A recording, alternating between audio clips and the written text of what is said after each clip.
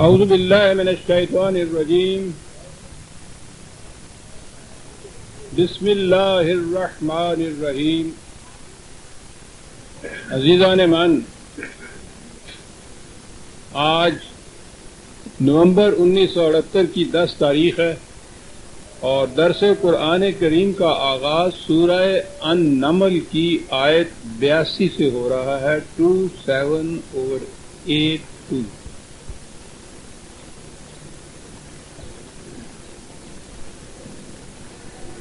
بات ہو رہی تھی خدا کے قانون مکافات عمل کی.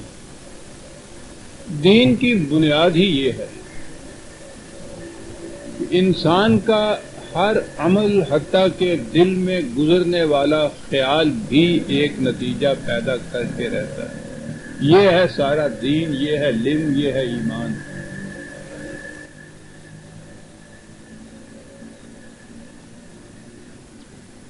جب یہ دین مذہب میں تبدیل ہوا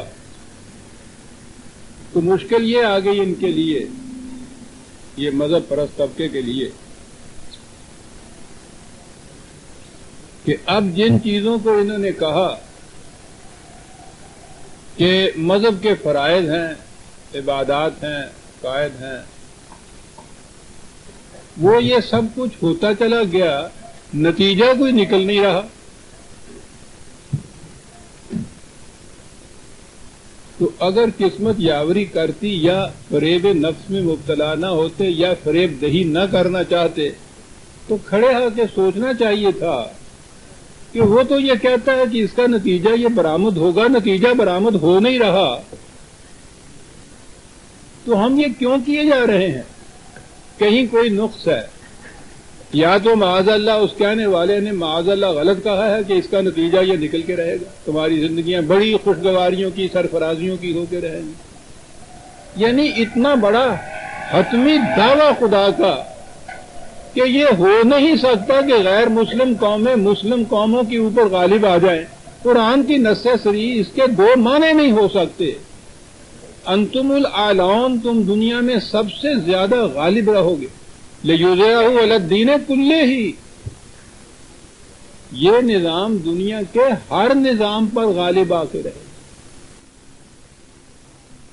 تو یہ اس قدر واضح الفاظ میں یہ خدا کے وعدے نہیں، دعوے کیے ہوئے. وعدہ اور دعویٰ جب خدا کا کہا جائے تو اس کے معنی اس کا قانون ہوتا ہے اور غیر متبدل ہوتا ہے، اٹل ہوتا ہے. قانون کہتے ہی اسے ہے جو اٹل ہوتا ہے.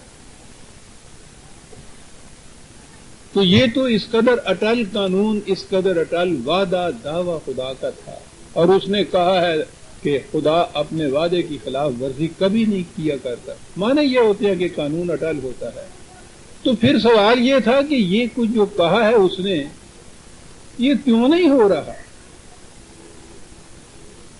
آپ دنیا میں دیکھیے، آپ کسی طبیب کا علاج کرائیے، کسی ڈاکٹر کا علاج کرائیے، وہ اگر آپ دیکھیں گے کہ آپ قاعدے کے مطابق دوائی دے رہے ہیں، آرام نہیں ہو رہا، آپ کھڑے ہو کے سوچتے ہیں، ہر ایک کہتا ہے کہ میاں علاج بدلو، تشخیص میں نقص ہے، دوائی میں نقص ہے، کہیں کوئی نقص ہے، اس لیے کہ جو ہونا چاہیے اس کا نتیجہ وہ نہیں مرتب ہو رہا.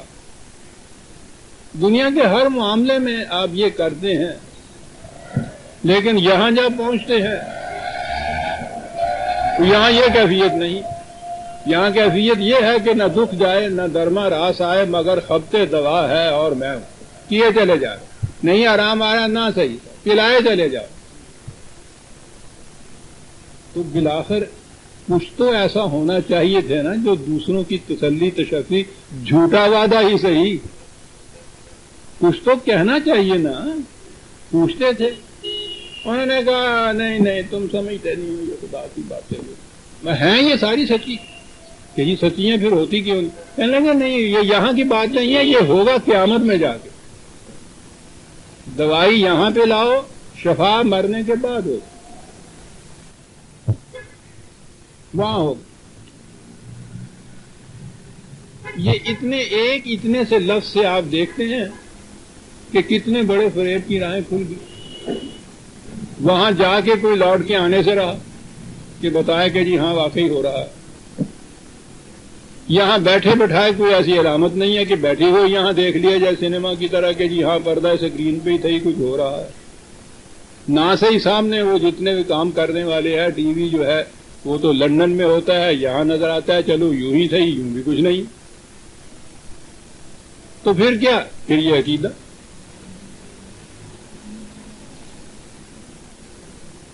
مست رکھو ذکر و فکر تو وہ گائی نہیں پختہ تار کر دو مزاج خانقاہی میرے. یہ مزاج خانقاہی ہے یہ چلے جاؤ. یہ 1000 دانے کی تسبیح میں نہیں ہوتا 10,000 دانے کی تسبیح ہوتا. ہائی پوٹینسی میں دے دو جناب بڑی ڈوز دے دو پھر بھی کچھ نہیں ہوتا. وہاں ہوگا جو یہاں یہ کرے گا وہاں یہ ہوگا سر. وہ وہاں والا وہ بات بالکل صحیح ہے ایمان ہے ہمارا لیکن اس کا کیا علاج کہ وہ آتے نا پھر دنیا حسناتن کہتا ہے.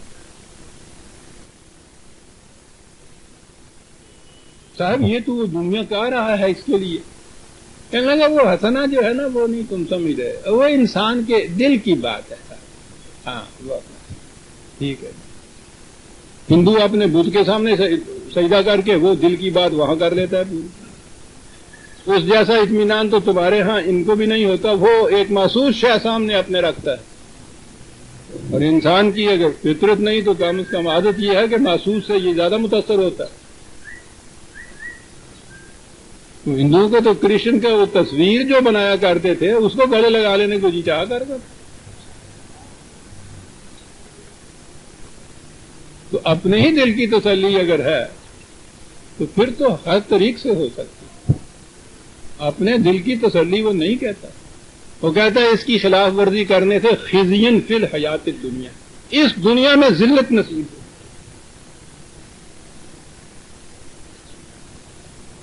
کہا کہ صاحب وہ کہتا ہے ذلت نصیب ہوگی یہ ساری دنیا میں یہ قوم ذلیل ترین قوم ہے دنیا کے اندر. کہنے لگا آپ نے وہ عزت اور ذلت کے معیار بدل لیے ہیں. عزت وہ عزت ہے خدا کے ہاں جو عزت ہے.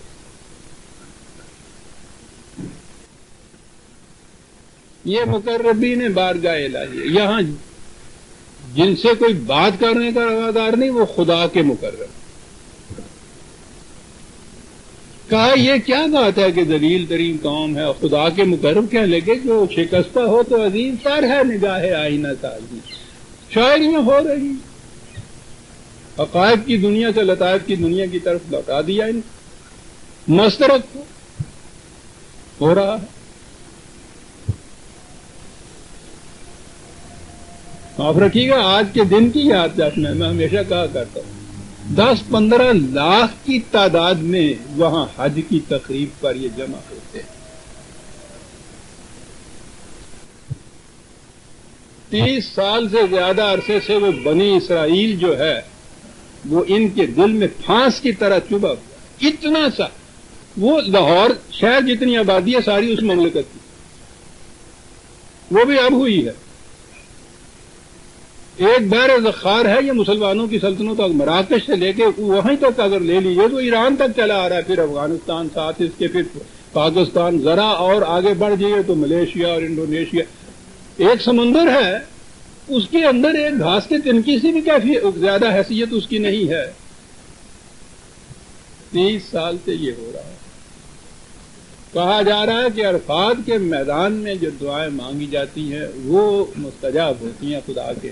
30 سال سے یہ کر کے رہے ہیں لاکھوں کی تعداد میں وہاں جمع ہو رہے ہیں دعائیں مانگ رہے ہیں کہ یا اللہ ترکی کی توپوں میں کیڑے پڑے. اس زمانے میں یہ مشہور تھا بلکان وار میں ہم چھوٹے چھوٹے تھے.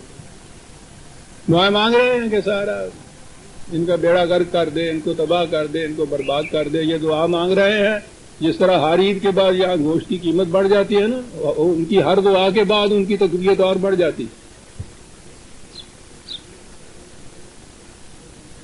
وہ پھولتے پھلتے چلے جا رہے ہیں یہ دعائیں مانگتے چلے جا رہے ہیں. وہی 15 لاکھ دعا مانگنے کے بعد بجائے اس کے کہ ادھر کا پھر واپس رخ کر لیں وہ اگر وہاں سے اٹھ کے یوں سیدھے ہو جائیں ان کی آواز سن کے وہ چھوڑ جائے مملکت. حج قبول ہو گیا دعائیں بھی یہاں قبول ہو جاتی ہیں. پھر یہ ہو کیوں نہیں رہا؟ یہ ان کے حصے میں جو خدا نے کہا نا ذلت لکھی ہوئی ہے. دیکھیے نا ہماری نگاہوں میں کتنے ذلیل ہیں، ہم بڑی گالیاں دیتے ہیں اس کو، بہت ذلیل ہیں وہ جی. وہ تمانچہ مارتے ہیں تمہارے منہ پہ، تم گالیاں دے کے خوش ہو جاتی ہو کہ دیکھا ہم نے کیسا ذلیل کر دیا ان کو. دکھ آتا ہے دیکھ. وہاں ہی ہوگا یہ سب کچھ. قرآن کہتا ہے ٹھیک ہے وہاں کی زندگی برحق، لیکن یہ سب کچھ یہاں بھی ہو. نظام اگر باطل کا ہے تو اس کی بنیاد میں تباہی مضمر ہوتی، وہ تباہ ہو کے رہتا ہے. صحیح نظام اگر قائم ہوا ہے وہ اسی دنیا میں خوشگواریاں اور سرفرازیاں عطا کرتا ہے، اور اسی طرح سے پھر آگے چلتا ہے. جو یہاں ذلیل و خوار ہے وہاں بھی ذلیل و خوار ہوتا ہے. جسے یہاں کی سرفرازیاں صحیح نظام کے تابع ملتی ہیں وہ وہاں بھی سرفراز ہوتا ہے.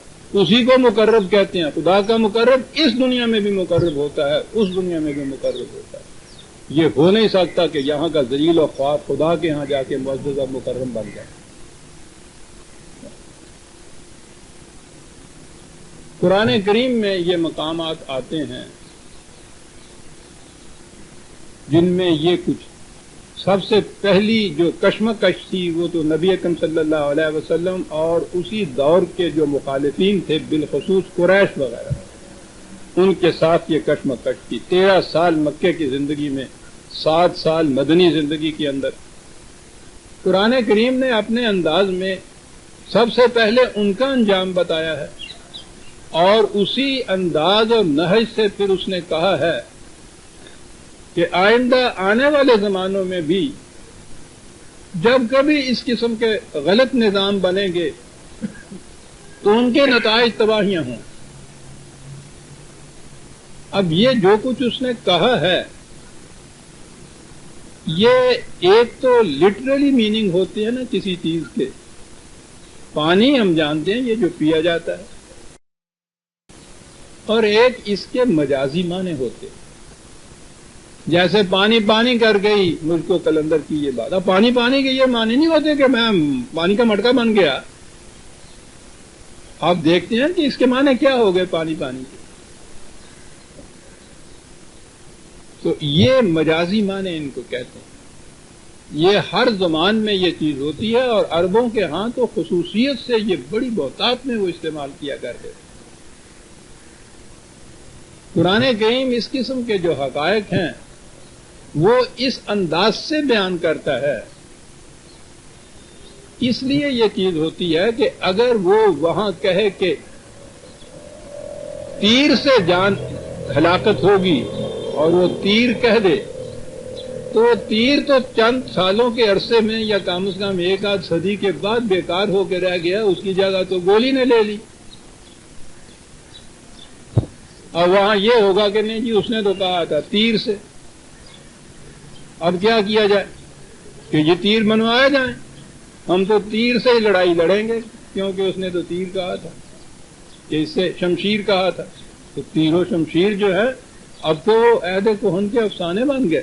محض مثالیں باقی رہ گئی، شاعری باقی رہ گئی. اس نے کہا کہ تباہی ہوگی. اس نے کہا کہ یہ جب پہاڑوں کی طرح محکم کھڑے ہوئے ہیں روئی کے گالوں کی طرح اڑ جائیں گے. کیسا حسین انداز ہے بات کرنے.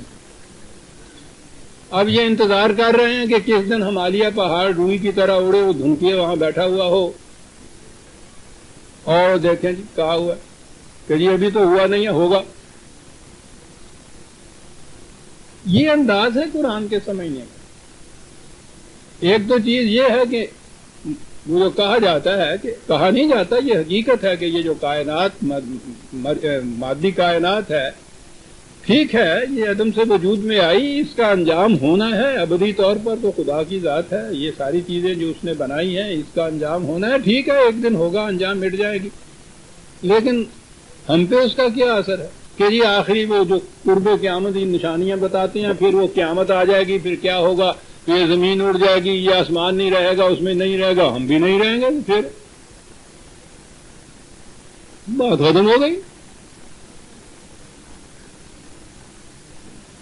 دکھ ختم ہو جاتا ہے جب آدمی مر جاتا ہے، جب یہ قصہ سارا پاک ہو جائے گا، یہ کائنات ہی باقی نہیں رہے گی، مصیبتیں ڈال گئی۔ تو یہ ہمارے لیے اتنا کچھ کہنا کہ یہ زمین اڑ جائے گی، یہ آسمان نہیں رہے گا، ٹھیک ہے، ہمیں کیوں کہہ رہے؟ مجھے فکر ہے جہاں کیوں ہو، جہاں تیرا ہے یا میرا۔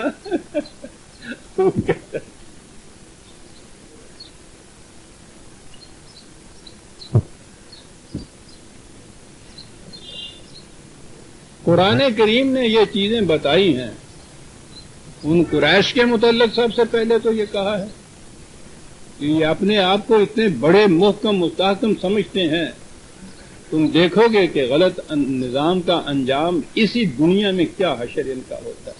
اور اس کے بعد اسی انداز سے یہ کہا کہ دنیا میں جب اور جہاں کہیں بھی اس قسم کا غلط نظام ہوگا اس کا یہی حشر ہوا کرے گا۔ اسی دنیا کے اندر یہ چیز کہی، قرآن سامنے رہتا تو ہم دنیا کی تاریخ پہ نگاہ رکھتے اور وہاں ہم دیکھتے کہ واقعی ایک ایک وعدہ اس کا سچا نظر آ رہا ہے، حقیقت بن کے سامنے آ رہا ہے۔ جس قوم نے بھی یہ کیا، یہ کچھ ہوا اس کا انجام۔ لیکن میں نے کہا نا کہ اس سے وہ فریب دینے کی گنجائش نہیں رہتی۔ وہ جو دوسری طرف کہہ رہے ہیں کہ یہ جو نیک عملی ہمیں بتائی جا رہی ہے، اس کا نتیجہ تو خدا نے اعلان بتایا تھا، غلبہ بتایا تھا، اقتدار بتایا تھا، ذلت اور مسکنت تو اس نے کفار اور منافقین کا نتیجہ کی زندگی بتائی تھی۔ تو یہ اس کے لیے فریب دہی کی گنجائش نہیں رہتی۔ تو وہ اس تباہیوں کو بھی قیامت پہ اٹھا رکھتے ہیں، وہ خوشگواریاں بھی قیامت پہ اٹھا رکھتے ہیں۔ وہ اس دنیا کے ساتھ خدا کی رشد و ہدایت کا، انبیاء کا تلقین، پیغام، نظام کا کوئی دخل نہیں ہے، سب وہاں جا کے ہوگا۔ منا لیے کہ دنیا دارالعمل ہے اور وہ قیامت جو ہے وہ ہے دارالجزاء۔ جو یہاں بو گے وہ وہاں کاٹو گے، بڑی لمبی کھیتی ہے۔ یہاں تو گیہوں مانگ مانگ کے لوگے امریکہ سے، اور تمہارا بویا ہوا گیا وہاں جا کے تم کاٹو گے، وہاں کھاؤ گے، وہاں کھاؤ گے۔ ہمیں کہتے ہیں کہ اس نے بابا جی نے ایک دانہ وہاں کھا لیا تھا تو جنت سے نکال دیا تھا۔ ہمیں کہے ہیں بو گے یہاں، وہاں کاٹو گے جا کے۔ قرآن کو قرآن کی طرح سمجھنا چاہیے عزیزان۔ وہ انجام بتاتا ہے اس دنیا میں غلط نظام کا، صحیح نظام کا۔ صحیح نظام تو ہم نے قائم ہی نہ کیا، معلوم نہیں، غلط نظام تو سامنے آتے ہیں۔ تمہید میں نے یہ اس لیے باندھی کہ اس کے بعد آیات ایسی آ رہی ہیں جن میں بتایا ہوا ہے کہ ان کا انجام کیا ہو۔ پچھلی آیات میں یہ ہے کہ تم نے اپنے انتہائی کوشش کر دی اے رسول ان لوگوں کو تباہی سے بچانے کے لیے، صحیح راستہ دکھانے کے لیے، لیکن وہ یہ تھا نا کہ جو سننا ہی نہ چاہے اس کو تو سنا کیا سکتا ہے۔ جو مردہ ہو چکے ہوں وہ تو قبرستان میں واز کہنے کی بات ہے، ان کی زندگی کے ان کے آثار ہی نہیں۔ لیکن ذرا من کہنا ہے، کیا بات ہے عزیزان من، یہ فکر دنیا کی مذہب کی دنیا میں کسی کتاب میں نظر نہیں آتا۔ تو اسے ہی خطرات سے آگاہ کر سکتا ہے جو زندہ ہے۔ آہا، دین ہے ہی زندہ انسانوں کے۔ تو وہاں اس نے یہ کہا انک لا تسمع الموت ولا تسمع الصم الدعاء اذا ولوا مدبرین وما انت بہاد العمی عن ضلالتهم۔ نہ تو مردوں کو سنا سکتا، نہ ایسے شخص کو کہ جو سننے کی صلاحیت تو رکھتا ہے، سننا چاہتا نہیں ہے، تو آواز دیتا ہے وہ پیٹھ پھیر کے چل دیتا ہے، تو اندھوں کو نہیں دکھا سکتا۔ سورج کی روشنی اسی کو مستنیر کر سکتی ہے جو اپنی آنکھیں کھلی رکھے گا۔ لاکھ سورج چڑھے، آنکھیں جو بند کر رکھتا ہے اس کو اس کی روشنی فائدہ کیا دے سکتی ہے؟ اب اس کے بعد یہ چیز آئی کہ جب یہاں تک کسی قوم کی حالت پہنچ جاتی ہے اس کی تباہی آتی ہے۔ قرآن نے تباہی، قوموں کی تباہی کی مختلف صورتیں، شکلیں بتائی۔ ایک شکل یہ بتائی ہے اب آ گئی وہ آیت جہاں سے آج کا درس شروع ہوتا ہے. وَإِذَا وَقَعَ الْقَوْلُ عَلَيْهِمْ أَخْرَجْنَا لَهُمْ دَابَّةً مِّنَ الْأَرْضِ تُكَلِّمُهُمْ أَنَّ النَّاسَ كَانُوا بِآيَاتِنَا لَا يُوقِنُونَ. پہلی چیز تو یہی ہے کہ یہ لوگ جو ہمارے ان قوانین پر یقین نہیں رکھتے تھے اپنے سامنے دیکھ لیں گے. اب میں پہلے یہ عرض کروں اس تقابل سے بات سمجھ میں آتی ہے کہ یہ جو مذہب کی روح سے آپ کو قرآن کی آیتیں سمجھائی جاتی ہیں وہ کیا تفسیریں ہیں جو آپ کے سامنے بیان کی جاتی ہیں. ترجمہ اس کا یہ کیا جاتا ہے کہ جب یہ قول سچی ہو کے سامنے آ جائے گی, یہ بات سچی ہو جائے گی جب, تو یہ ترجمہ بھی کیا جاتا ہے اور پھر میں تفسیر عرض کروں گا. تو ایک دابہ نکلے گا, یہ اسے دابہ ہی کہا کرتے ہیں. قرب قیامت کی نشانیوں میں سے ایک دابہ ہوتا ہے, وہ نکلے گا, وہ پھر لوگوں سے باتیں کرے گا اور ان سے کہے گا کہ تم خدا کی ان آیات پر تم یقین نہیں رکھتے تھے. دابہ نکلے گا, بات ہو گئی کہ دابہ نکلے گا, بات کرے گا, تو پھر ہوا کیا؟ کہنے کہ نہیں یہ تمہیں پتہ نہیں دابہ ہوتا کیا ہے. تفاسیر کے اندر یہ ابن کثیر ان کی نہایت معتبر تفسیر ہے, اور مشکل یہ ہے ان تفاسیر میں کہ جو کچھ وہ لکھتے ہیں وہ کہتے ہیں کہ رسول اللہ صلی اللہ علیہ وسلم نے ایسا فرمایا تھا, روایت میں یوں آیا. تو وہ اپنی نہیں تفسیر لکھتے, اپنے طرف سے تفسیر نہیں لکھتے, وہ فوراً منسوب کر دیتے ہیں رسول کی طرف. اب یہ دیکھیے کہ دنیا کے سامنے آپ مذہب کیا پیش کر رہے ہیں, خدا بیان کرنے والا اور اس کا رسول اس کی تشریح کرنے والا. اور تشریح کیا کی جاتی ہے پھر اس کے بعد کہ وہ دابہ نکلے گا جی یہ قیامت کے قریب. اچھا جی کیا ہوگا جی کہ ایک غار میں سے ایک جانور نکلے گا. اچھا جی اس کی کیفیت یہ ہوگی کہ وہ تیز گھوڑے کی رفتار سے اس غار میں سے نکلے گا, 3 دن اس میں سے نکلتا رہے گا تو ابھی 1/3 جسم اس کا باہر نکلے گا.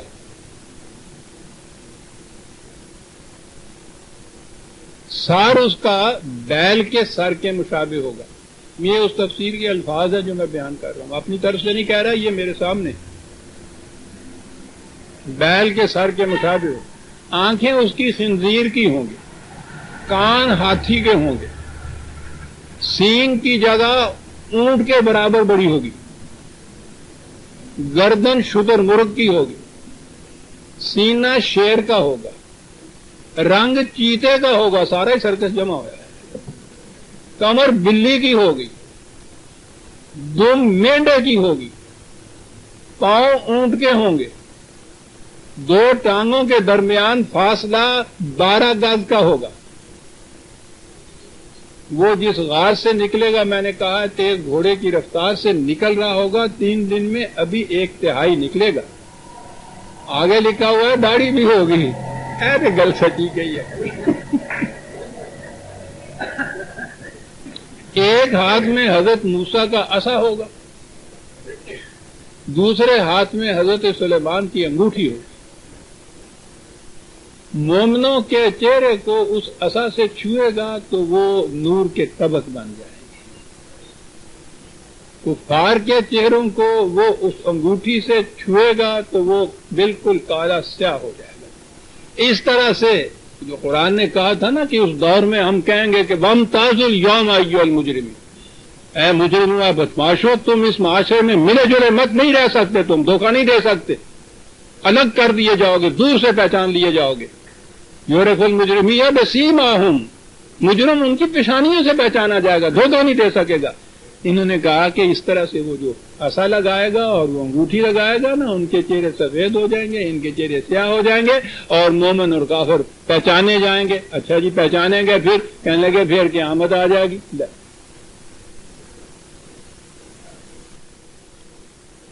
اس پہچاننے کا فائدہ کیا ہوا؟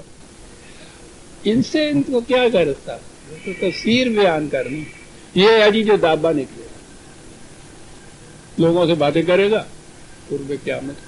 کوئی تفسیر اٹھا دیجیے گا.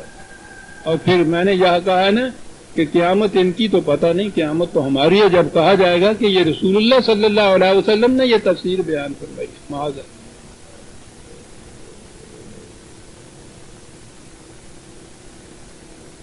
وہ بتا یہ رہا ہے کہ قومیں جب بار بار کی تلقین کے باوجود صحیح نظام خداوندی جو اسے اپنے متمکن نہیں کرتی، اپنی غلط روش میں جو ظلم اور تعدی اور استحصال اور ایکسپلائٹیشن کے اوپر مبنی ہوتا ہے بڑے چلے جاتی ہیں. تو ایک تو یہ چیز ہوتی ہے کہ مقابل میں کوئی ایسی قوم کھڑی ہو جائے جو ان اقدار کو لیے ہوئے ہو، اس کے مطابق انہوں نے نظام قائم کرنا ہو. ان کا آپس میں ٹکراؤ ہوتا ہے، وہ غالب آتی ہیں تو اس کی جگہ یہ صحیح نظام قائم ہوتا ہے.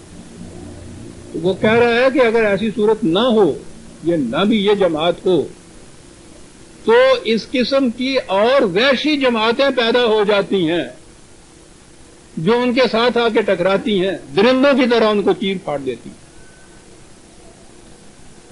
یہ بھی ایک طریق ہوتا ہے ایک ظالم قوم کو. کذالک نولی بعض الظالمین علی بعض. ہم ایسا بھی پھر کرتے ہیں، جگہ ایسی قوم کو ایسی جماعت نہ رہے ہو تو اس قسم کی جماعتیں پیدا ہوتی ہیں، ایک کے بعد دوسری، دوسرے کے بعد تیسری. وہ اس کو آگے پٹکاتی ہے، وہ اس کو ٹکراتی ہے، اس کے بعد وہ اس کو تباہ کرتی ہے، اس کے بعد دوسری آ جاتی ہے. یعنی اس قسم کی چیزیں غلط نظام والی قوم میں وہ آپس میں ٹکراتی رہتی ہیں اور ان کا تباہی کا باعث بن جاتی ہیں. تباہی آتی ہے، تباہی آنے کی شکلیں مختلف ہوتی ہیں. آپ دیکھ رہے ہیں کہ ہمارے دور میں کیا تاریخ میں ایک عرصے سے جب سے یہ جماعت جس کو دنیا میں پیدا کیا تھا، کذالک جعلناکم امۃ وسطا لتکونوا شہداء علی الناس، اس امت کے لیے کہا گیا تھا کہ تمہیں ایک بین الاقوامی قوم پیدا کیا ہے تاکہ تم نوع انسانی کے اعمال کی نگرانی کرتے رہو کہ کوئی غلط راستے کی طرف نہ جانے پائے. جب سے یہ قوم ختم ہوئی ہے، یعنی اس قوم نے اپنی روش ختم کی ہے، یوں کہیے نام کے اعتبار سے تو اتنے زیادہ تعداد میں ہیں کہ آج کہہ رہے ہیں کہ 90 کروڑ کے قریب مسلمان ہیں دنیا پہ. جب سے اس قوم نے دین کو چھوڑا ہے، قرآن کو چھوڑا ہے، اس کے بعد یہ تو صورت نہیں ہوئی کہ اس قسم کی قوم جو ہے یہ اٹھے اور باطل کے نظام والی قوم کو جا کے ان پہ غلبہ حاصل کرے. ان کا غلبہ حاصل کرنا ایک رحمت ہوگی انسانیت کے لیے کہ یہ ظالم کی کلائی کو مروڑیں گے،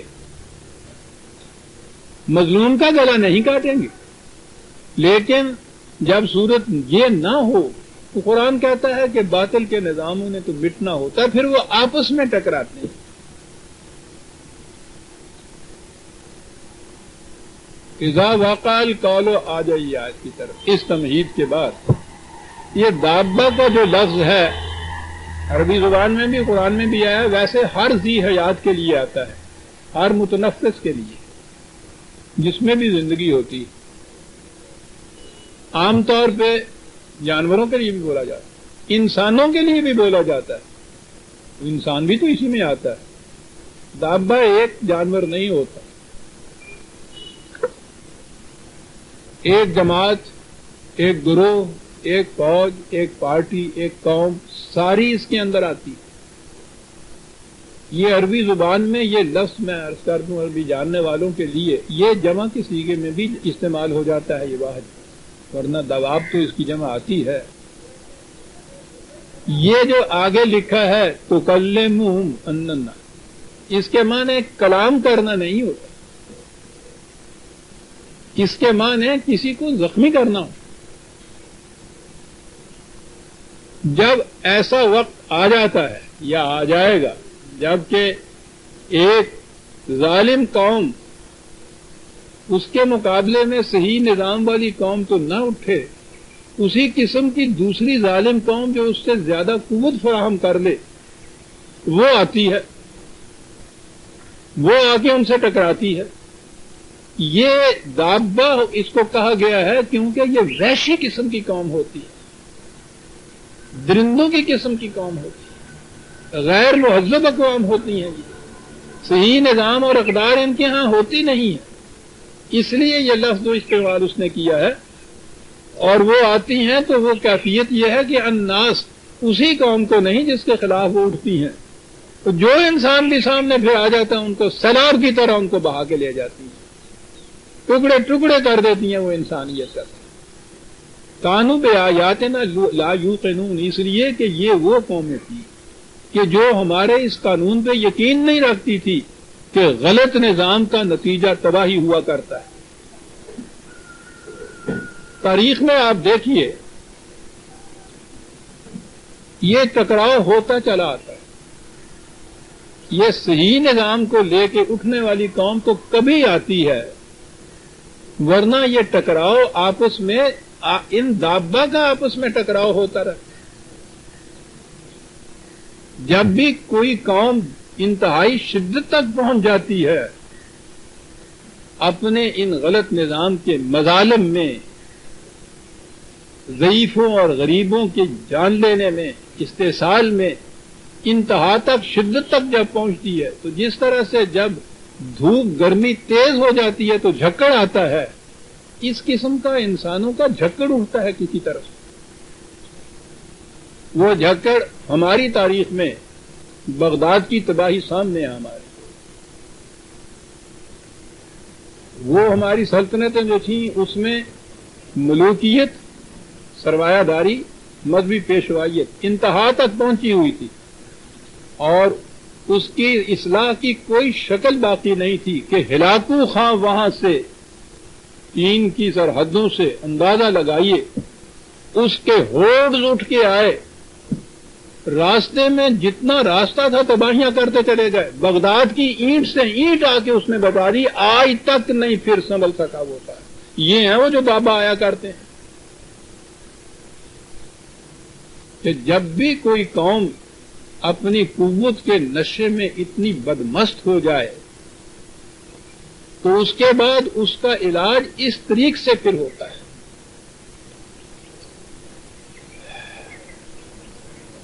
میں نے تو اتنی لمبی چوڑی بات کی، یہ جسے مبدأ فیض نے بات کہنے کا سلیقہ سکھایا تھا، اسی بات کو بڑی خوبصورتی سے بیان کر جاتا ہے۔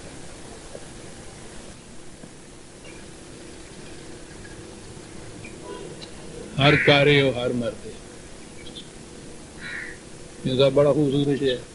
رستم سے کوئی کہہ دے سر تیغ تلے دھر دے، پیارے یہ ہم ہی سے ہو، ہر کارے ہو ہر مرد۔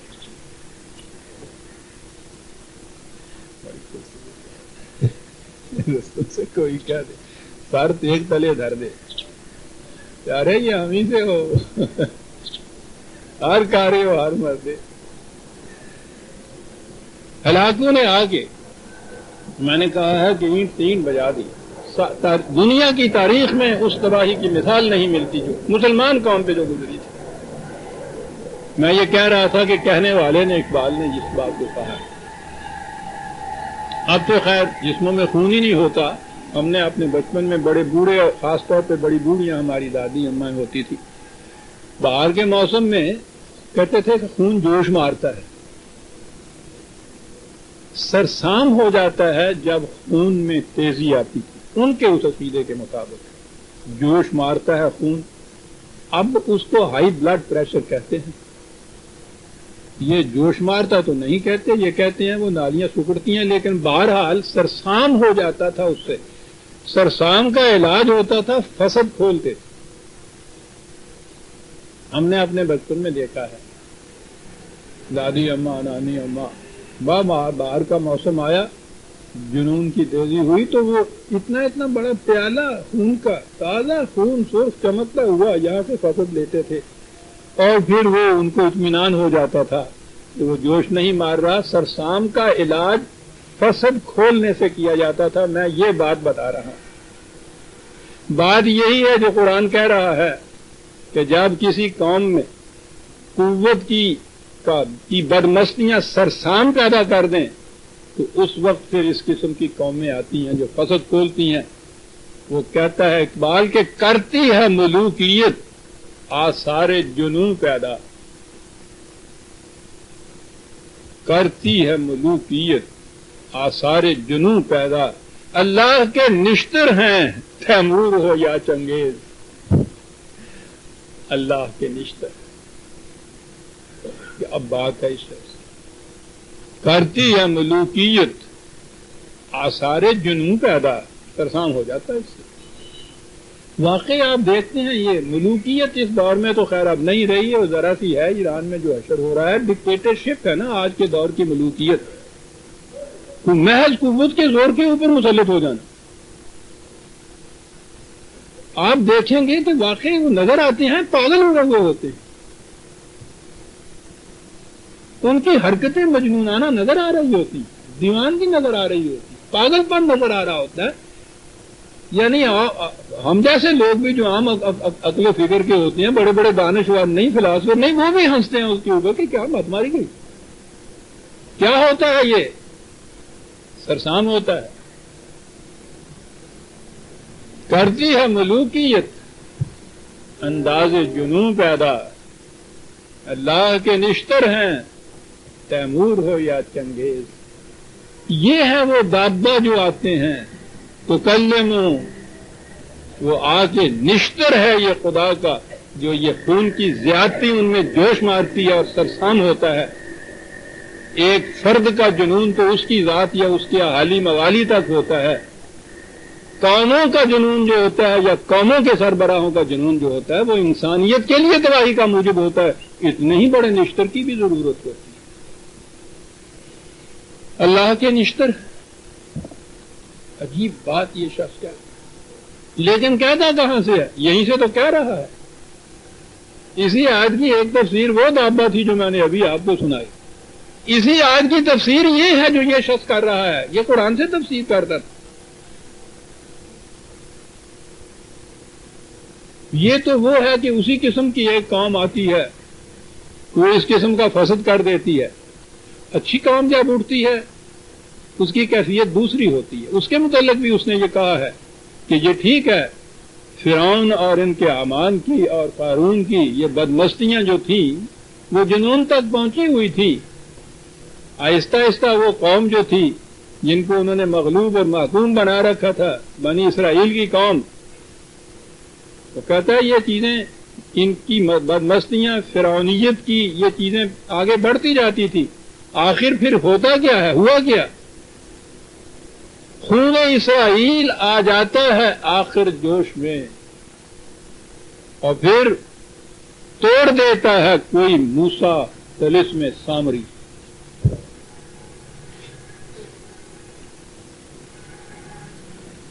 اس کے لیے بنی اسرائیل کے خون کا جوش میں آنا ضروری ہے یہ وہ چیز ہے جسے قرآن نے کہا یقوم الناس لرب العالمین انسانیت کھڑی ہو جاتی ہے ربوبیت عالمینی کے لیے پھر یہ سامری اور قارونیت جو ہے وہ تباہ ہوتی خون اسرائیل آ جاتا ہے آخر جوش میں اور پھر توڑ دیتا ہے کوئی موسیٰ طلسم سامری یہ خدا کے قوانین عزیزان من ہو کر رہتے ہیں یہ بائی چانس نہیں یہ چیزیں ہو جاتی ہیزرڈلی نہیں ہوتی یہ اتفاقیہ نہیں ہوتی یہ تو اٹل قوانین سوال ہی نہیں ہر خدا کے بعد جب زندگی کی کہیں نمود نظر نہیں آتی خشک ٹہنیاں ہاتھ اٹھا کے دعا کر رہی ہوتی ہیں تو اس کے بعد اس کے اندر سے ایک نئی زندگی پیدا ہوتی ہے یہ قانون ہے یہ ہے جو وہ دابا آ کے کرتا ہے قوموں کے ساتھ اور آگے اس کی تشریحیں موجود ہیں عزیزان من وہ بیل جیسا اور سینگوں واسا اور شتر جیسا اور ہاتھی جیسا اس کی ضرورت نہیں قرآن کو یوم ناشر من کل امت فوج نظر اگلی آیت میں یہ لکھا ہوا ہے قوموں کی فوجیں آ جاتی ہیں پھر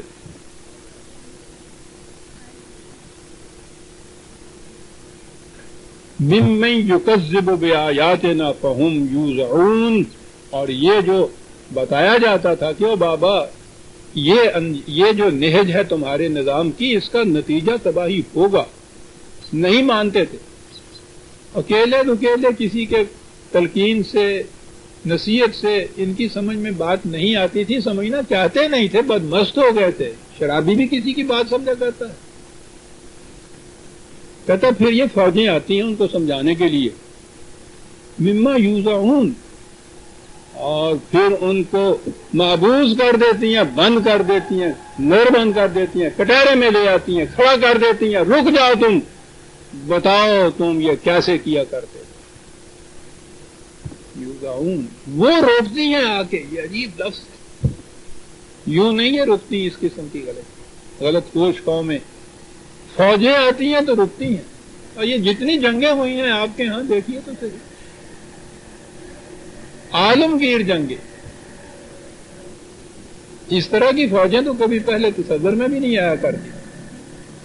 حتی اذا جاءوا قال اکذبتم بآیاتی ولم تحیطوا بها علما اما ذا کنتم تعملون. چنانچہ جب پھر وہ روکے جائیں گے, وہ سامنے آئیں گے قیدیوں کی طرح, ان سے پھر پوچھا جائے گا تم کہا کرتے تھے, جب کہا جاتا تھا کہ اس غلط کوششوں کا نتیجہ تباہی ہے تو تم کہا کرتے تھے اور یوں ہی باتیں ہیں صاحب. کہا یہ نہیں تھا کہ تم نے کہیں علم سے تحقیق کی تھی, اس کی علمی طور پہ معلوم کیا تھا کہ واقعی یہ چیزیں یوں ہی غلط ہیں, ایسا نہیں ہوتا. اپنی بدمستی میں یہ کچھ تم بک جاتے تھے. لم تحیطوا بها علما, یہ نہیں کہ علم و بصیرت نے تمہیں اس نتیجے پہ پہنچایا تھا. علم و بصیرت کے حاصل کرنے کی تو تم میں توفیق ہی نہیں تھی, تم تو نشے میں بدمست تھے, جھٹلائے چلے جاتے تھے کہ نہیں کچھ نہیں ہوتا. زبان سے یہ نہ بھی کہیں عزیزان من, جتنے مستبد حکمران ہوتے ہیں ان کا عمل یہ بتا رہا ہوتا ہے کہ نہیں یہ یوں ہی یہ بات کہتے ہیں صاحب, کہاں کا خدا کہاں اس کا قانون. ٹھیک ہے, جس کے ہاتھ میں لاٹھی ہے اسی کی بحث ہوا کرتی ہے. اما ذا کنتم تعملون, وہاں یہ کہا جاتا ہے کہ کس بنا پر تم یہ کچھ کیا کرتے تھے, ذرا سمجھاؤ تو صحیح, بتاؤ تو صحیح. وَوَقَعَ الْقَوْلُ عَلَيْهِمْ بِمَا ظَلَمُوا فَهُمْ لَا يَنْطِقُونَ, اور یوں خدا کی وہ بات جو کہی جا رہی تھی اسی دنیا میں یوں ان کے سامنے آ جائے گی. کیفیت یہ ہوگی کہ ایک لفظ زبان سے نہیں کہہ سکیں گے.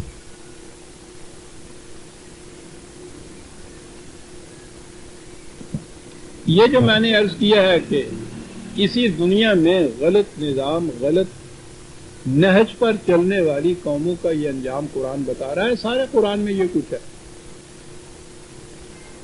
ایک انداز تو یہ ہوتا ہے کہ کوئی دوسری قوم اسی قسم کی اٹھ کھڑی ہوتی ہے, وہ ان کو تباہ کر دیتی ہے. قرآن کریم نے اور انداز بھی بتائے کہ غلط نظام کی تباہی کس کس شکل میں آتی ہے. بڑی جامع آیت ہے سورہ انعام کی 6/65. کہا ان کو بتا دو جو اس طرح سے نہیں مان رہے, نہیں سن رہے, کہ خدا کی طرف سے جب تباہی آیا کرتی ہے کہ اس کی شکلیں مختلف ہوا کرتی ہیں. 2-3 شکلیں یہاں بتائی. قُلْ هُوَ الْقَادِرُ عَلَىٰ أَن يَبْعَثَ عَلَيْكُمْ عَذَابًا مِّن فَوْقِكُمْ. یہ تو ترجمہ کر دیتے ہیں نا کہ ایسا ہوتا ہے کبھی عذاب آسمان سے آ جاتا ہے, ایسا یہ اولے برس جاتے ہیں, بجلی پڑ جاتی ہے, یہی کہتے تھے. او من تحت ارجلکم, نیچے سے آ جاتا ہے, زلزلہ آ جاتا ہے. او یلبسکم شیئا, یا گتھم گتھا ہو جاتے ہو. بات سمجھ میں نہیں ہے. اس نے تو ایسے طریق بتائے ہیں ان تباہیوں کے آنے کے جو تاریخ ان کی شہادت دیتی ہے. عذابا من فوقکم, یہ تمہارے ہاں کے سربراہ جو مسلط ہوتے ہیں تمہارے اوپر, کبھی ان کا ظلم اور استبداد اتنا بڑھ جاتا ہے کہ وہ عذاب بن جاتا ہے باقی قوم کے لیے. وہی جنہیں کہ ابر رحمت بننا چاہیے تھا, وہی ایک عذاب کی شکل اختیار کر لیتی ہے. یہ اوپر سے عذاب آتا ہے, آتا رہتا ہے عذاب. بظاہر نظر آتا ہے کہ نہیں خون اسرائیل جوش میں نہیں آ سکتا, ہم نے بڑے انتظام کر رکھے ہیں, دبا رکھا ہے اسے, کہا نہیں، او من تحت ارجلکم، وہ جنہیں پاؤں کے نیچے دبا رکھا تھا کبھی وہ اٹھ کھڑے ہوتے ہیں۔ دوسری شکل یہ بھی ہوتی ہے تباہی کی، اور کہا تیسری شکل یہ ہوتی ہے او یلبسکم شیعا ویذیق بعضکم بعضا، کبھی ایسا ہوتا ہے کہ اوپر والے نیچے والوں کو ساتھ میں لا کے ایک پارٹی بنا لیتے ہیں، دوسرے اسی قسم کے اوپر والے دوسرے قسم کے نیچے والوں کو ملا کے پارٹی بناتے ہیں، اور یہ پارٹیاں آپس میں ٹکرا کے تباہ ہو جاتی ہیں۔ کیوں عزیزان من؟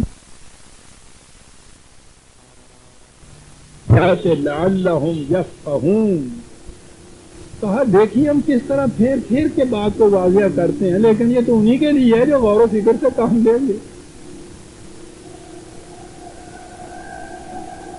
انہیں معلوم ہوگا کہ خدا کے عذاب کی یہ شکلیں کس قسم کی آیا کرتی ہیں، یہ ساری اس دنیا میں واقع ہوتی ہیں، اس کے لیے وہ تاریخ قیامت تک کی نہیں قرآن اٹھا رکھتا، یہی یہ چیز ہوتی۔ یہ بنی اسرائیل کے ذمہ میں اگر کوئی بات کہی، لیکن وہ بھی بڑی اصولی بات ہے کہ بدترین یا سنگین ترین یا شدید ترین شکل جو ہوتا ہے کسی قوم کی تباہی کی، تو وہ یہ 17/5 ہوتا یہ ہے کہ بعثنا علیکم عباد لنا اولی باس شدید فجاسوا خلال الدیار، مستبد جابر متکبر قسم کے لوگ قوت کے زور پر ان کے اوپر آ کے مسلط ہو جاتے ہیں، اور پھر ان کی کیفیت یہ ہوتی ہے کہ گھروں کے اندر جا جا کے ان کو پکڑ کے اور اس کے بعد ان کو عذاب دیتے ہیں۔ پتہ یہ شکلیں پیدا ہوا کرتی ہیں غلط نظام۔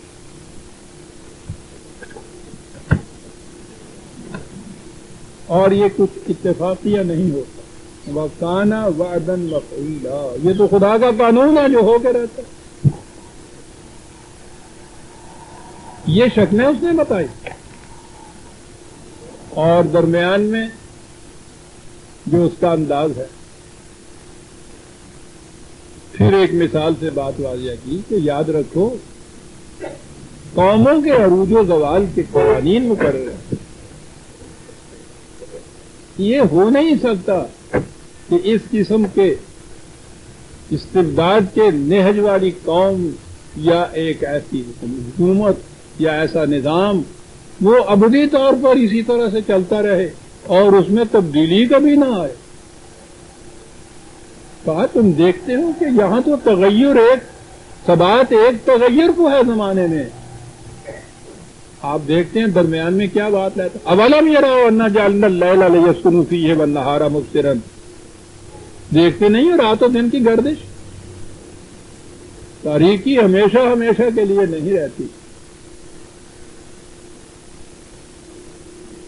مشرق سے ایک بہت بڑا گولا اٹھتا ہے، تاریکی کی ساری چادر کو تاڑ کے رکھ دیتا ہے۔ گردش لیل و نہار کی طرف دیکھو تغیر کیسے آتا ہے، وہ جو اپنے ذہن میں سمجھے بیٹھے ہو کہ ہمیں کون ہٹا سکتا ہے، ہمیں کون برباد کرتا ہے، ہماری قوتیں بہت شدید۔ کہا ذرا کائنات کی اس طرف دیکھو، یہ گردش لیل و نہار دیکھ رہے ہو، بات نہیں ہے، لیکن ان فی ذلک لآیات لقوم یؤمنون، پھر وہی بات، ان تصریحات سے تو وہی قوم فائدہ اٹھائے گی جو ان کی صداقتوں پر یقین رکھے، جو یہی کہے کہ نہیں صاحب ہمارا دن جو ہے اس میں سورج غروب نہیں ہوگا، تب اس کو یہ ہماری یہ جتنا بھی کچھ ان کو تنقید اور پیغام رسانیاں ہم کر رہے ہیں، انہیں کیا فائدہ اس سے پہنچ سکے، یا قوم یومن۔ اور پھر اس کے بعد پھر وہی بات آ گئی وَيَوْمَ يُنفَخُ فِي الصُّورِ فَفَزِعَ مَنْ فِي السَّمَاوَاتِ وَمَنْ فِي الْأَرْضِ، جنگ کے بگل بجیں گے۔ یہ یہاں بھی وہ نفخ صور کہتے ہیں قیامت کے دن ہوگا، سب ختم ہو جائے گا، تباہیاں ہو جائیں گی، نہ زمین رہے گی نہ آسمان رہے گا، اور اس کے بعد پھر وہ اسرافیل وہ یہ جیسے شہنائی کہتے ہیں نا، شہنائی تو شادیوں پہ بجتی ہے، بگل جو ہوتا ہے جنگ میں بجنے والا، تو وہ اسرافیل پھر وہ بگل بجائے گا، اور پھر قبروں میں سے مردے اٹھتے ہوئے بھاگیں گے، یعنی زمین آسمان ختم ہو چکا ہوگا، قبراں باقی رہ گئی ہوں گی، میرے بچوں نکل گے نا سارے، سمجھے نا؟ وہ اسرافیل وہ بجائے گا، کرنا اونچے گا، اور پھر یہ اٹھ کھڑے ہو قیامت پہ سب چیز کہتا ہے جنگ کے بگل بجیں گے، اور اس قدر دہشت ہوگی کہ گھبراہٹ سے انسان ایسے جیسے مدہوش ہو جاتے ہیں، بے ہوش ہو جاتے ہیں، یہ کیفیت ہوگی۔ اب یہاں ایک لفظ آئے گا الا من شاء اللہ، اس کے تو معنی یہ ہے بجوز اس کے کہ جو ترجمہ ہوا جسے خدا چاہے یا خدا کی مشیت کے مطابق ہو، وہ کہتے ہیں کہ ہاں خدا جسے چاہے گا وہ نہیں یہ صورت ہوگی، اور وہ یہیں ختم کر دیتے ہیں، اور 2 آیتیں آگے نہیں چلتے کہ اس نے خود بتایا ہے کہ یہ کون ہیں جن کے متعلق کہا ہے کہ وہ نہیں گھبرائیں گے اس سے۔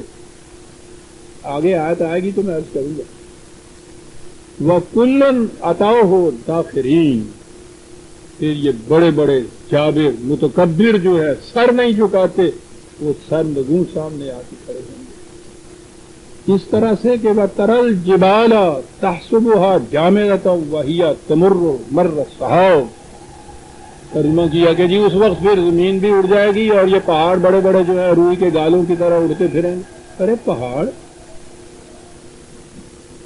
یہ پہاڑوں کی طرح جامد، یہ بڑے بڑے سربراہ، بڑے بڑے سردار جو اپنے آپ کو سمجھتے ہیں کہ ہمیں کوئی ہلا ہی نہیں سکتا، اور ہر زبان میں یہ راک جسے چٹان کہتے ہیں، ہمارے ہاں بھی یہ کہتے ہیں کہ چٹان کی طرح کھڑا ہے اپنے مقام کے اوپر، پہاڑ کی طرح محکم کھڑا ہے۔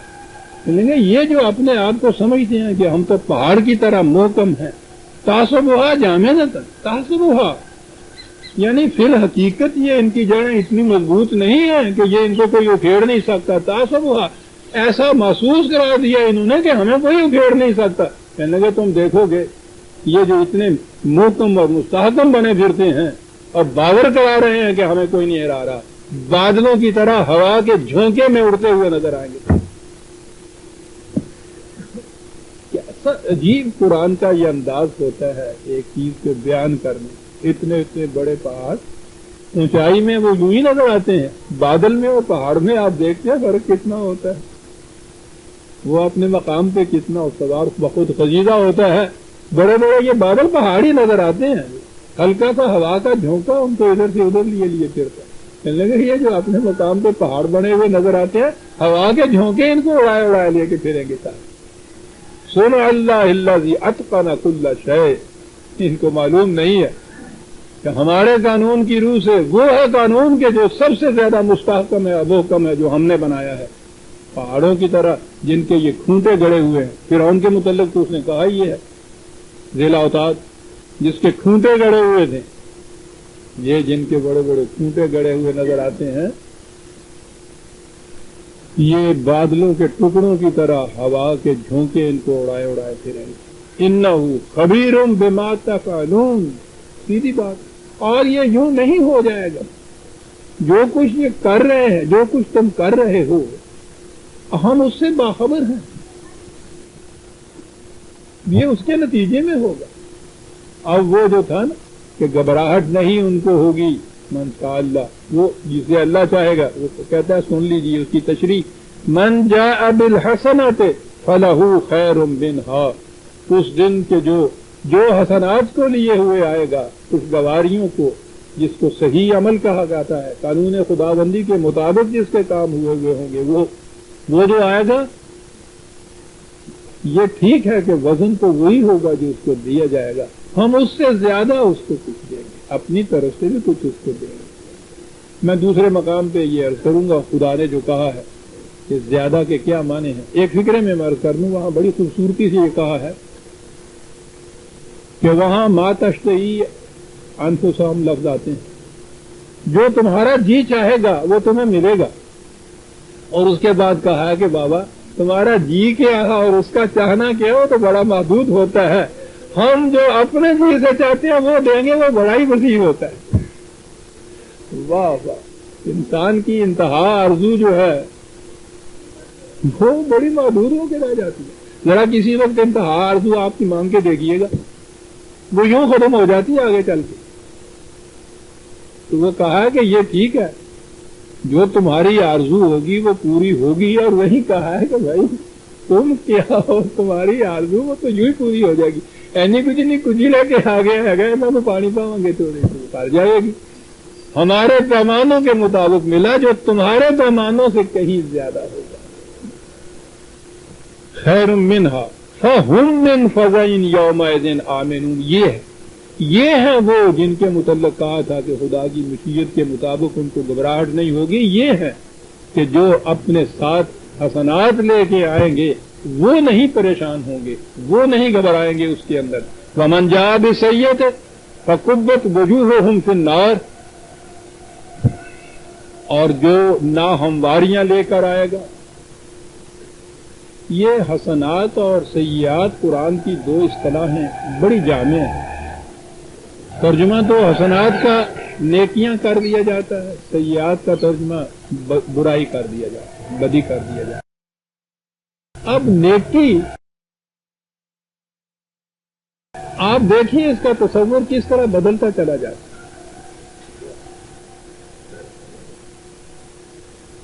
بڑا نیک آدمی پہلی چیز یہ ہے کہ کسی نے کچھ نہیں کہنا رہتا. تو پتھر سے زیادہ نیک کون ہو سکتا ہے؟ سب سے بڑا مقرر ہونا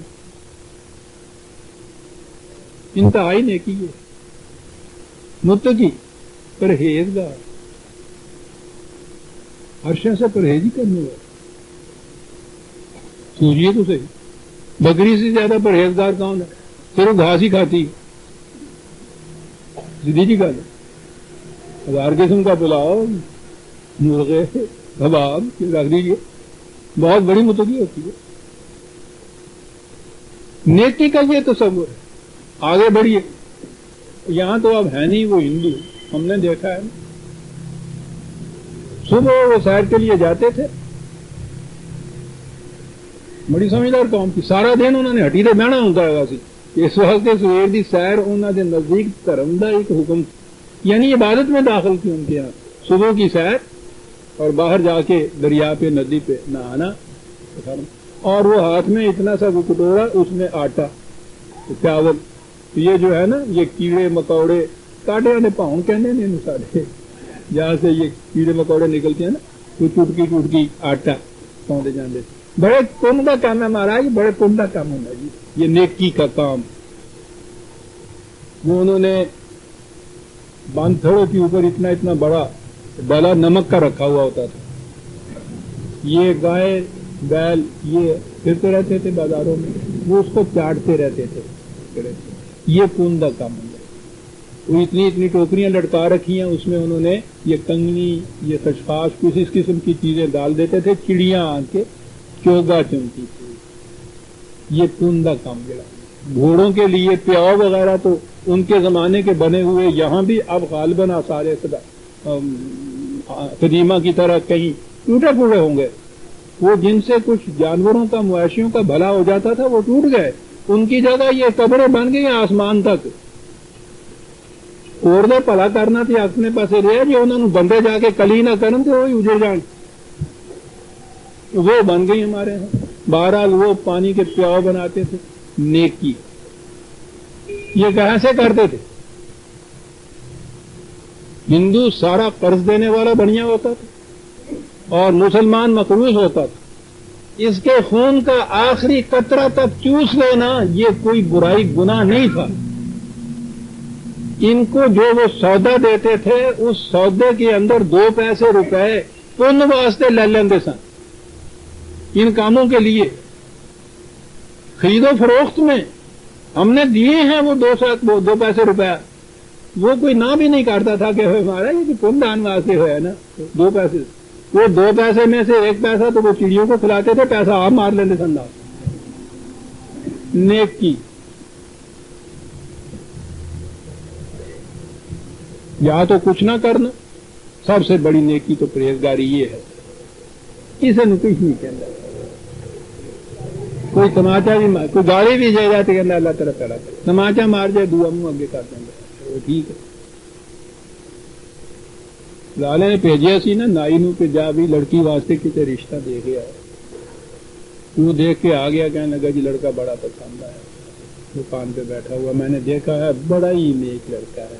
کوئی آتا ہے گالی دے جاتا ہے، وہ چال دیتا ہے، کوئی یوں ہی تماچا بھی مار جاتا ہے، وہ کہتا کوئی بات نہیں، دکان کو لے جاتا ہے. گائے وائے آتی ہے دکان میں منہ بھی مار دیتی ہے تو اس کو بھی وہ ڈنڈا نہیں مارتا. تو وہ کہنے لگا جنمان کے تھا کہیں جا کے کوئی اور رشتہ دیکھ کے آ کام کا. کہنے لگا جی اس سے بڑا اور کام کا. کہنے لگا یہاں تک جو تم نے بتایا کل کو تو میں نے لڑکی بھی آدھی اس لڑکی کو کوئی لے جائے گا وہ اس کو بھی کچھ نہیں کہے گا. نیکی کچھ نہیں کہنے کی بات.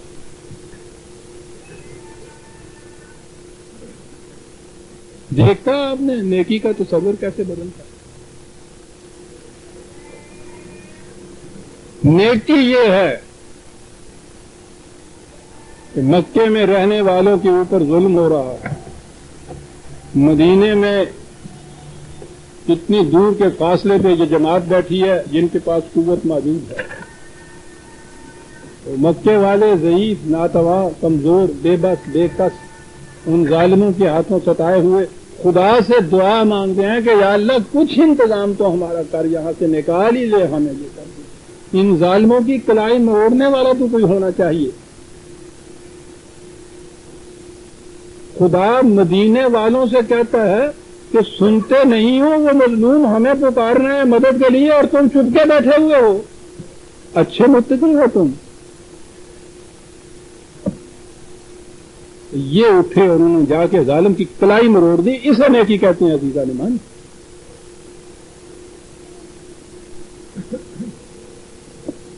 کچھ نہ کہنے والوں کی نیکیاں جنہوں نے نظام سرمایہ داری اور نظام ملوکیت پیدا کیا. استبداد بھی کرتے جائیں تو روکو نہیں آپس میں، یہ اللہ کی مرضی ہے، جسے وہ چاہتا ہے دیتا ہے. چل بھائی سب کچھ سمیٹتے چلے جائیں. راز خدا ہے، جتنا جس نے لکھا کسی کے ہاتھ میں وہ لے کے رہتا ہے. ان کے خلاف کچھ کہنا خدا کے خلاف شکایت ہوتی ہے. یہ نیکیاں ہیں. یہ جتنے غلط نظام انسانیت کش نظام ہیں وہ سارے ان لوگوں کے پیدا کر دے اور مستحکم کردہ ہے جو ان چیزوں کو نیکیاں کہہ کے بتاتے ہیں.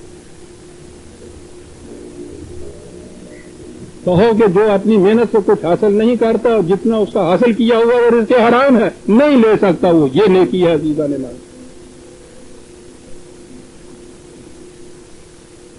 یہ حسنات اور سیئات جو قرآن ہے، یہ حسنات کیوں قرآن اس قسم کی ٹرم استعمال کر رہا ہے؟ زبان عربی سے پوچھئے یہ حسن کیا چیز ہے؟ حسن تو صحیح توازن کا نام ہے.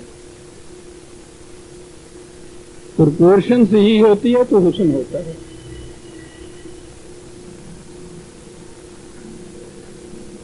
جو میں کہا کرتا ہوں کبھی کبھی کہ حسین ترین چہرے کی آنکھ کی سیاہی وہ ایک بال برابر بھی اپنے اس تناسب سے یوں ہٹی ہوئی ہو جس کو آپ سے مہنگا کہہ دیتی ہے، سارا حسن ختم ہو جائے. جسے قرآن نے حسن عمل کہا ہے، وہ عمل کہ جو توازن برقرار کر دے. فرد کا توازن، معاشرے کا توازن، قوم کا توازن، انسانیت کا توازن. اور توازن قائم ہوا اور زندگیاں خوشگوار ہوئی تھا. یہ تو توازن ہی بگڑے ہوئے ہیں نا. کسی طبیب سے پوچھئے کہ کیا ہوا ہے یہ مریض ہے، وہ کہتا ہے کہ مزاج کا اعتدال جو ہے وہ خراب ہو گیا ہے، توازن خراب ہو گیا ہے. ذرا سی تیزابیت بڑھ گئی ہے، ذرا سی وہ کم ہو گئی ہے. علاج کے معنی یہ ہیں کہ اسے اس توازن کو صحیح کر دیا جائے. یہ ہے جو قرآن نے لفظ نیکی کا لفظ تو ہے ہی نہیں، یہ تو عربی زبان کا ہی لفظ نہیں، یہ تو ہے ہی فارسی زبان کا لفظ. وہ نیک نہیں کہتے. توازن، جس کا اپنا توازن برقرار ہے اور پھر وہ دوسروں کے توازن کو برقرار ہے. اور سوا کے معنی اس کے مقابل میں ہوتا ہے ناہمواریاں پیدا کرنا.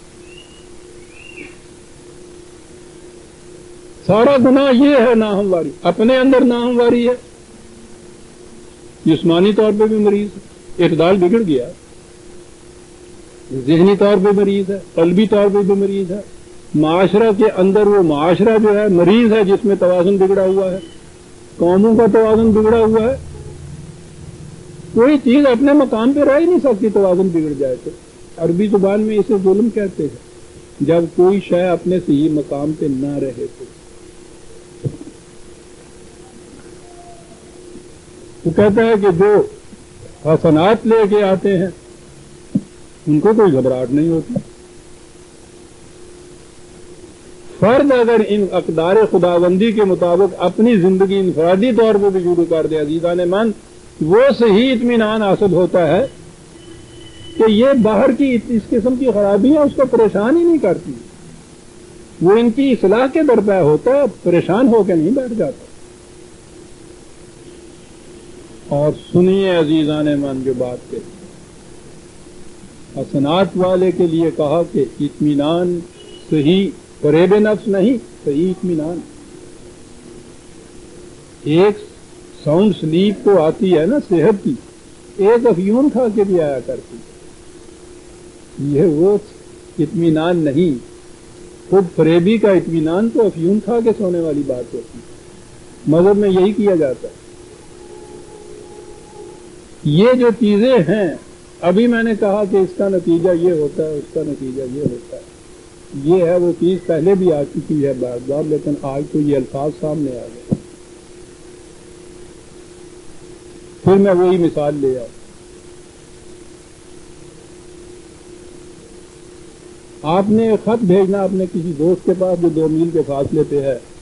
ایک مزدور کو انگیج کرتے ہیں، اسے کہتے ہیں یہ خط لے آؤ، تمہیں 1 روپیہ ملے گا. وہ لے جاتا ہے.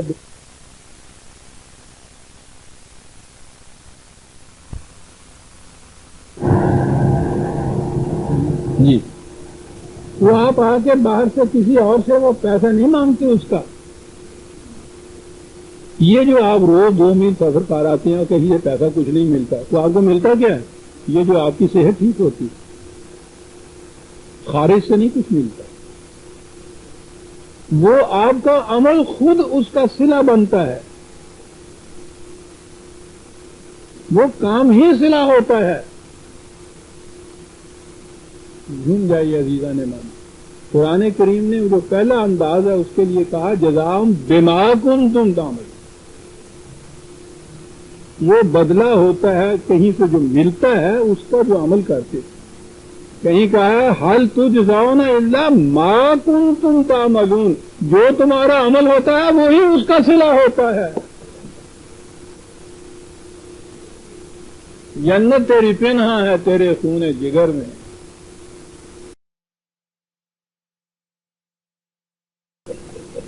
باہر سے نہیں ملتی. قوموں کی تباہیوں کی شکل تو یہ ہوتی ہے جو باہر سے کوئی آ جاتا ہے تباہ کرنے والا، وہ ان کے غلط نظام کے اندر پوشیدہ ہوتی ہے تباہی. صحیح نظام کی بنا پر جو نہایت خوشگوار زندگی معاشرہ ملتا ہے، وہ کوئی باہر سے قوم آ کے آپ کو گیہوں نہیں دے دیتی کہ اس سے خوشگواری ہوتی ہے. اس نظام کے اندر یہ خوشگواریاں اور سرفرازیاں پنہا ہوتی. کتنے اہم دقائق اور حقائق کو قرآن 2 لفظوں میں بیان کر جاتا ہے. تو جنت اور جہنم کا سارا مسئلہ صاف ہو جاتا ہے. کچھ خارج سے یہ چیز ملنے والی نہیں ہوتی. یہ تو ان اعمال کا جو خود نتیجہ انسان کے اوپر مرتب ہوتا ہے وہی چیز ہے جو اس کا بدلہ یا اس کی جزا بن جاتا ہے. جزاء ما کنتم تعملون. ما کنتم تعملون، جو تم کرتے ہو وہی اس کا بدلہ ہے. عجیب چیزیں بیان کرتے ہیں. اسی لیے جو اس کے لیے کوشش کرتا ہے غلط نظام کی جگہ صحیح نظام قائم کرنے کا، یہ نہیں ہوتا کہ اس کو کہیں سے انعام ملتا ہے، کہیں سے تنخواہ ملتی ہے، کہیں سے اس کا کوئی معاوضہ ملتا ہے، یہ سوال ہی نہیں اس کے لیے ہوتا۔ وہ تو جو یہ کوشش کرتا ہے، یہی کوشش اس کی جو ہے یہی اس کا بدلہ ہوتی۔ پھر دوہرا دوں وہی جو آپ کہا کرتا ہوں، حل جزاء الاحسان الا الاحسان، وہ قرآن کریم کا بہت جلی اور بڑا اہم جو ٹکڑا ہے، اور جس کا غلط ترجمہ کرنے سے ستیہ ناش ہے۔ ترجمہ یہ ہے کہ احسان کا بدلہ احسان ہونا چاہیے، ٹھیک ہے۔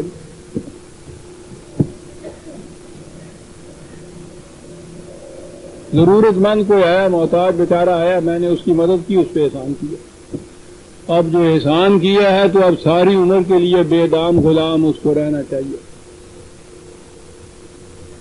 الیکشن کے زمانے میں اگر آپ نے کہا نا کہ بھائی وہ ووٹ دینا ہوگا، اس نے کہا کہ نہیں صاحب میں تو دوسرا جو ہے اس کو اچھا سمجھتا ہوں، اس سے کیا یہ دیکھیے جی یہ زمانہ ہے نیکی کا، آیا تھا اس وقت روتا ہوا گڑ گڑاتا ہوا محتاجوں کی طرح سے، اور اس کے اوپر اتنا بڑا احسان کیا ہم نے، آج طوطے کی طرح آنکھیں پھیر رہا ہے کہ نہیں صاحب ووٹ تو میں اس کو دوں گا۔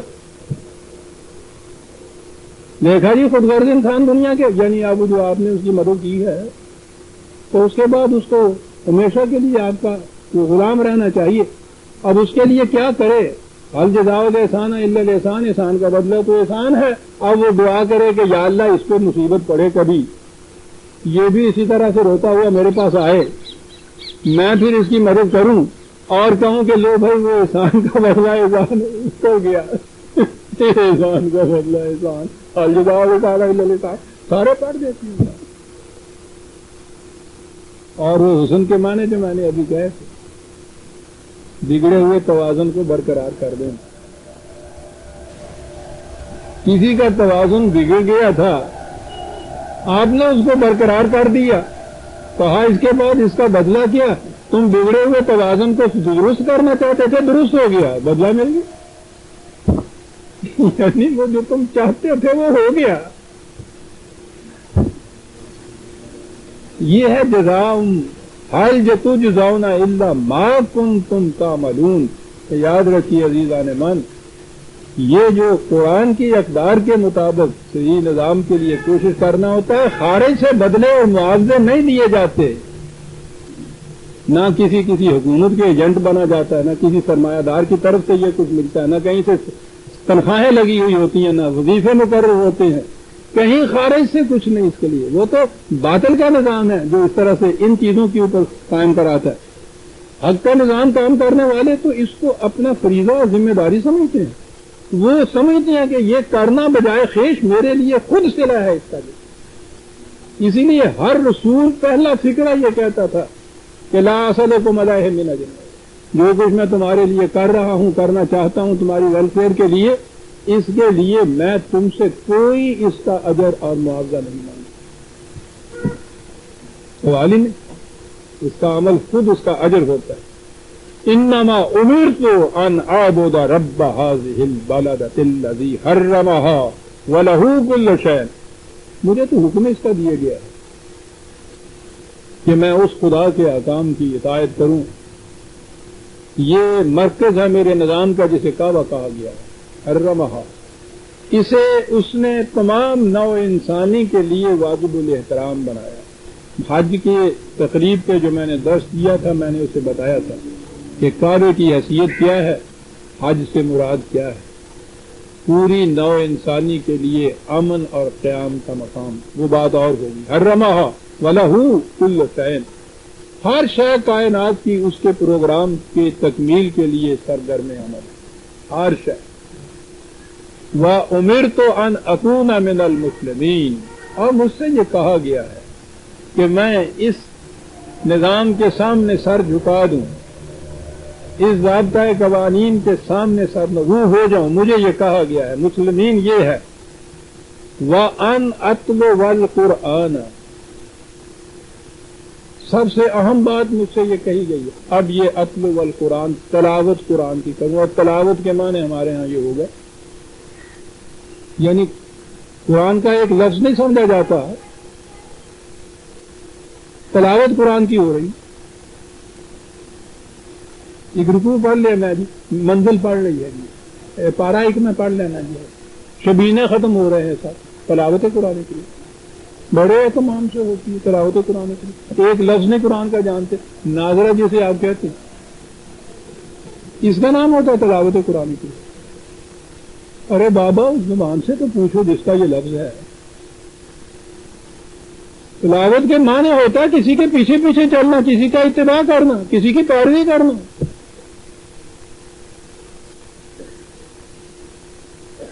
مجھے یہ کہا گیا ہے کہ یہ جو القرآن ہے جس میں یہ نظام، یہ ضابطہ، یہ قوانین دیے ہیں، اس کی پیروی کرتا چلا جائے۔ یہ ٹھیک ہے کہ کسی کتاب کو سمجھنے کے لیے اس کا پڑھنا بھی ضروری ہوتا ہے، سمجھنے کے لیے ہوتا ہے، سمجھا اس لیے جاتا ہے کہ اس کے مطابق کام کیا جائے، یہ کڑیاں ہیں آپس میں۔ مقصود بھی ذات تو اس کے مطابق کام کرنا ہوتا ہے، جسے اس کا اتباع کہا جاتا ہے، پیچھے پیچھے چلنا کہا جاتا ہے، یہ مقصود ہے۔ اور جس قرآن کتاب کو آپ سمجھیں گے ہی نہیں، اس کے مطابق عمل کیا کریں گے آپ؟ بھئی پھر یہ بغیر سمجھنے کے یہ کتاب جو پڑھی جائے گی، جیسا کہ میں کہا کرتا ہوں کہ یہ عجیب کتاب ہے، نادر، منفرد، جتنا اس کتاب کو پڑھا جاتا ہے دنیا کی کسی کتاب کو اتنا نہیں پڑھا جاتا۔ اور دوسری خصوصیت یہ ہے کہ کوئی دنیا کی اور کتاب ایسی نہیں ہے جسے وہ سمجھے نہ اور وہ پڑھتا چلا جائے۔ دونوں خصوصیتیں اس کتاب، نتیجہ اس کا ظاہر ہے۔ کیا ہوا یہ کہ جی وہ قرآن شریف کے ایک ایک حرف سے 10 نیکیاں مل جاتی ہیں، نیکیوں کا ثواب مل جاتا ہے۔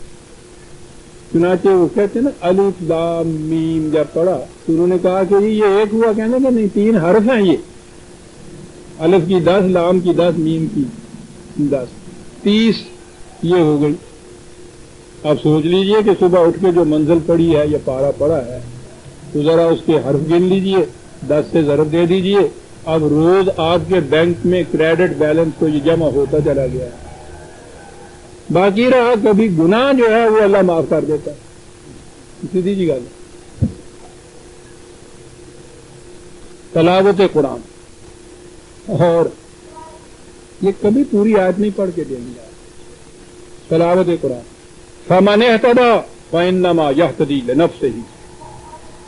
اور یاد رکھو قرآن کو پڑھنے کے بعد، سمجھنے کے بعد جو اس کے مطابق صحیح راستہ اختیار کرتا ہے تو وہ یہ نہیں ہے کہ کسی پہ احسان کرتا ہے۔ صحیح راستہ اختیار کرنے والا اپنے آپ پہ احسان کرتا ہے کہ وہ اپنی منزل پہ پہنچ جائے گا، سیدھی سی بات ہے۔ مَنِ اهْتَدَىٰ فَإِنَّمَا يَهْتَدِي لِنَفْسِهِ، اپنے بڑے کے لیے وہ کر رہا ہے۔ وَمَنْ ضَلَّ، اور جو صحیح راستے پہ اختیار نہیں کرتا، غلط راستے پہ چلا جاتا ہے، فَقُلْ إِنَّمَا أَنَا مِنَ الْمُنذِرِينَ، تو ان سے کہہ دو کہ بابا میرا کام تو اتنا ہی تھا تمہیں بتا دوں کہ یہ راستہ غلط ہے، تیرے گاؤں کی طرف نہیں جا رہا، اب اس کے باوجود تو ادھر جا رہا ہے تو جا پھر قسماں اٹھا۔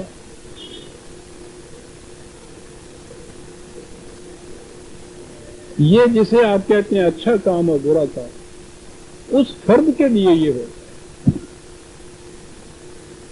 یہ نہیں ہوتا کہ اچھا راستہ اختیار کر کے میں تو ادھر نہ چلوں یا دوسری طرف چلوں، اور اس کے بعد کوئی دوسرا مسافر ادھر جا رہا ہے تو وہ غلط جگہ پہنچ جائے، میں صحیح جگہ پہنچ جاؤں، سوال ہی نہیں۔ اور یہ سب کچھ کہنے کے بعد آخری آیت آ گئی سورہ النمل کی، وَقُلِ الْحَمْدُ لِلَّهِ سَيُرِيكُمْ آيَاتِهِ فَتَعْرِفُونَهَا۔ کہو آخر العمل واجب حمد و ستائش کو خدا کی ذاتی ہوگی، اس کا یہ نظام قائم ہو کر رہے گا۔ آج نہیں تم پہچان سکتے اس کو، اس وقت تم پہچانو گے کہ یہ واقعی قوانین ایسے تھے۔ وَمَا رَبُّكَ بِغَافِلٍ عَمَّا تَعْمَلُونَ، بات پھر وہی ہوگی کہ یہ کچھ ہماری طرف سے یوں ہی نہیں ہو جائے گا، اتفاقیہ نہیں ہو جائے گا۔ جو کچھ تم کر رہے ہو اس کے نتائج مرتب ہوتے جا رہے ہیں، جب ایکیومولیٹو افیکٹ ہو جائے گا، پلڑا جھک جائے گا، تباہی آ جائے گی۔ سورہ النمل کی آخری آیت 93 ہوگی، وہ ختم ہوئی۔ آئندہ ہم سورہ القصص کو لیں گے، لیکن آئندہ درس کے لیے، آئندہ جمعے کے لیے تو ایک بڑا ہی اہم اعلان ہے، بہت بڑا تبدیلی کا اعلان ہے۔